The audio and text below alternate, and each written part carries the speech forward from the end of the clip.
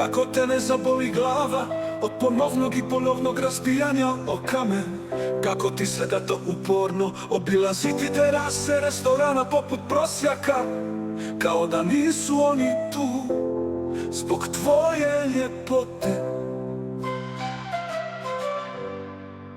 O ti vale prekrasni, kako imaš strpljenja dizati i spuštati sva ta tijela natiskana uz tvoju obalu, sve te tričave kolutove i plastične ležaljke.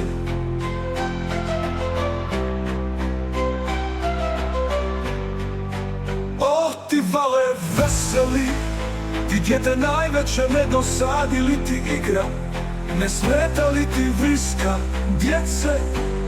Kako ti ne dosadi svakodnevno brisati kule i dvorce poput kredom i šarane školske ploče? O ti vale predivni, odakle ti snage da vjerno pratiš sve te mnoge brodove i da ih na kraju sigurno dopratiš kući?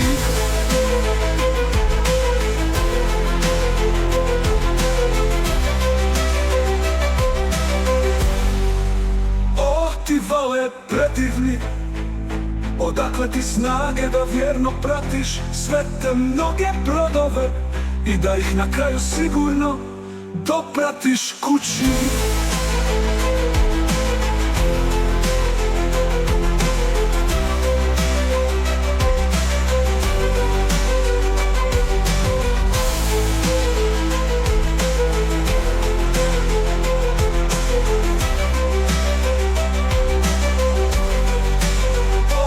Vale prekrasni, kako imaš strpljenja dizati i spuštati sva ta tijela natiskana uz tvoju obalu, sve te tričave kolutove i plastične ležaljke.